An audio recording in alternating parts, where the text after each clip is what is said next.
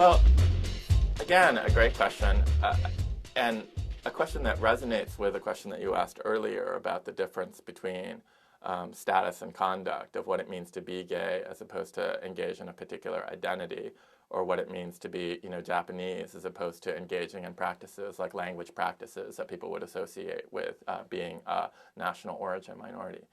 My big project right now, other than the Shakespeare book, but in the civil rights realm, my big project is really to try and move away from group-based identity politics to universal liberty projects. So let me be real concrete about what I mean by that. I want to go back to that Justice Kennedy opinion in that 2003 case, Lawrence versus Texas.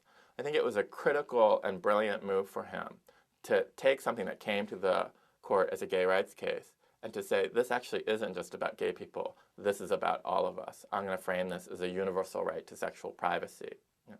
The next term, Justice Stevens made exactly the same move with respect to the disabled, because a case came to the Supreme Court that was about whether or not Congress could force the states to make their courthouses wheelchair accessible. And what the United States Supreme Court said in that case was, this isn't about disabled people. This is about the right that all Americans have to have meaningful access to the courts. Okay? And I want everyone to hear the difference between those two claims, which is to say, the first claim is, oh, poor disabled people who can't walk up the courthouse steps and therefore can't, come to answer criminal charges against them. So that's a kind of noblesse oblige. Here we are, the able-bodied people who are, out of the goodness of our hearts, extending this privilege, this kind of special right to people who are disabled. That's an equality claim. Able-bodied people can do something that disabled people can't. And a decade ago, I would have been all for that claim because I was an equality guy. Now I see that civil rights has to proceed much more in the liberty ground, because I think that this claim, the second claim, is much more persuasive, and that claim would go as follows. Don't you think that all people in the United States should have the ability to access the institutions of justice in a meaningful way? And so if that means that the state has to pay for a stenographic transcript, this is an actual case, in order for someone to file an appeal because they're too indigent to do it themselves, then yes, the state should pay for that. Otherwise, the access to the court system isn't meaningful. That person has not had his or her day in court. Similarly, it's not an access to justice to say, oh, well, this courthouse is open to everyone. It's just that you happen to not be able to come up the courthouse steps. George Lane actually had to crawl up the courthouse steps the first time. And then the second time he said, this is dignitary. I'm not going to do this anymore. It was too painful, both to my dignity and to my body. I'm not going to do it. And then they said, okay, you're in contempt of court because you didn't show up for your hearing. That's not meaningful access. And I think most Americans understand that.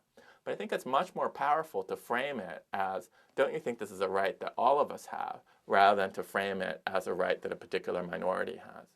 So you asked about minorities and gays. I think that that's disabled people as a minority. The earlier cases about gay rights. But looking forward, if we're going to do same-sex marriage in this country, which we are going to do, I think that everyone needs to understand that the claim here is not, oh, poor gay people need to get married because they are equal to straight people and straight people have the right to get married. The claim, that's an equality claim. That can't be the claim. The claim has to be the liberty claim of, don't you think all people in this country should be able to marry the one person that they love? And I think that all Americans are going to understand that second claim much better than the first. I think it comes really differently to the American ear because it's not about special rights. It's about equal rights. It's about a liberty that all of us hold.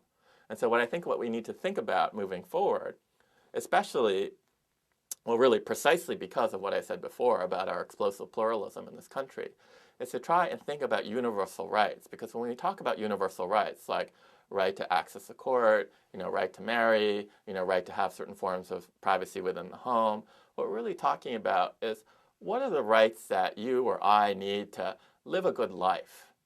We're not talking about particular groups. And whenever we talk about particular groups, my worry is that in an increasingly pluralistic society where we have 63 different racial groups and more religions than ever before, et cetera, that we're just going to balkanize into separate little fiefs that aren't talking to each other. And, old-style liberals like Arthur Schlesinger Jr., he wrote this book called The Disuniting of America a couple decades ago, to Robert Putnam, the sociologist at Harvard, who's recently released a study about diversity in America, talking about the negative effects of diversity, at least in the short run in America, are really, really worried. Like people whose heart is in a progressive place are very worried, as I am. You know, I would put myself right alongside them and saying that interest group politics and identity politics is breaking this country apart. And so what I want is us to move from the equality-based rhetoric, which always focuses on different groups, to the liberty rhetoric, which focuses on what binds us together as Americans rather than what drives us apart, in order to actually do the civil rights of the future.